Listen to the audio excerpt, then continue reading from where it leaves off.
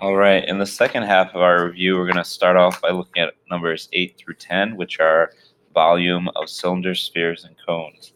Now, it's important to realize that number 8 is the only one that asks you to do it in terms of pi. So I went ahead and I wrote my volume formulas for all three shapes.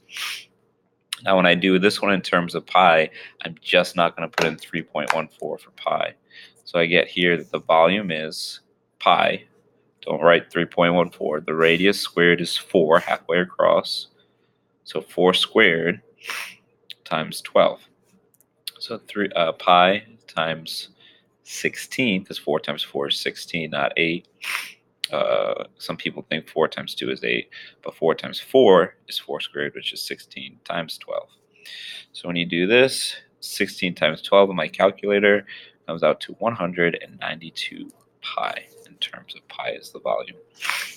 Number 9, same formula except it's a cone, so I'm going to divide by 3. Remember, a cone is 1/3 the volume of a cylinder.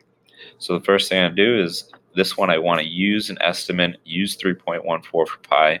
So I'm going to do 3.14 times here. My radius is not 6, but it's 3 squared times 7 for my height. Divide each side, divide the whole thing by 3. When I do this part on my calculator, 3.14 times 9 times 7 is 197.82 divided by 3 comes out to 65.94 meters cubed for volume. Number 10, different formula altogether. It's 4 pi r cubed divided by 3. This gives me 4 times, again, using 3.14 for pi.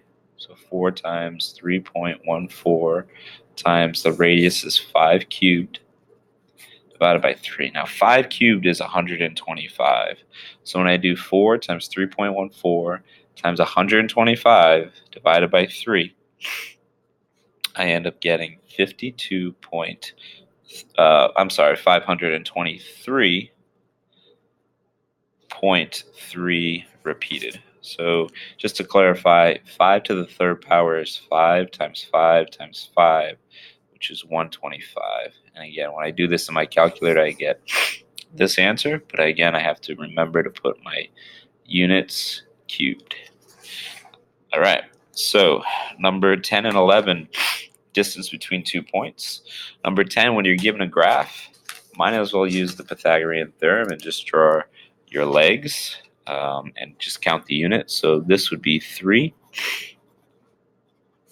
and this one would be 4. So now we know that this is my C value and this is my A and B. So 3 squared plus 4 squared equals C squared.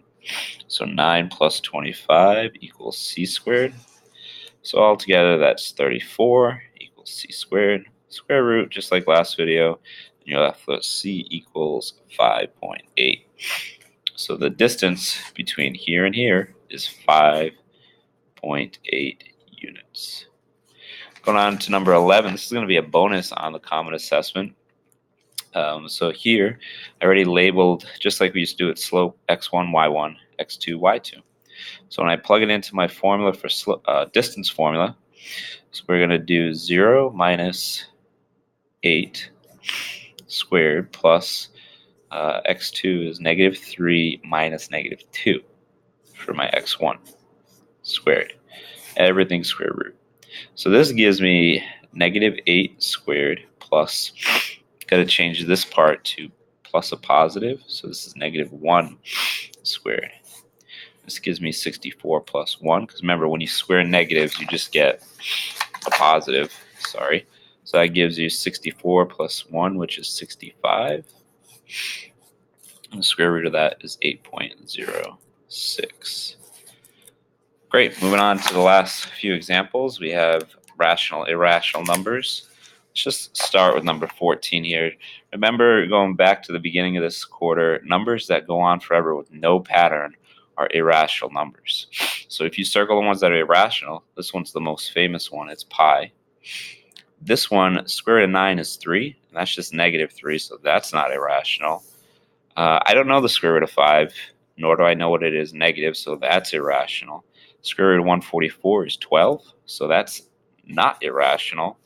But square root of 12 and square root of 38 are numbers that are not perfect squares. If I did square root of 12 in my calculator, I would get, excuse me, if I did square root of 12 in my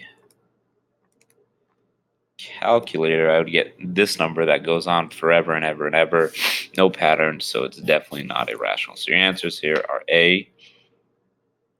so it is definitely irrational. So your answers are A, C, D, and F. All right. Number 13, consecutive integers are numbers that come after each other that are whole numbers and negative numbers. So like 3, 4, 9, 10. So 3, 4, 9, 10, 12, 13. Those are consecutive integers. So estimating the square root of 55, no problem. I just got to come up with 2 perfect square roots.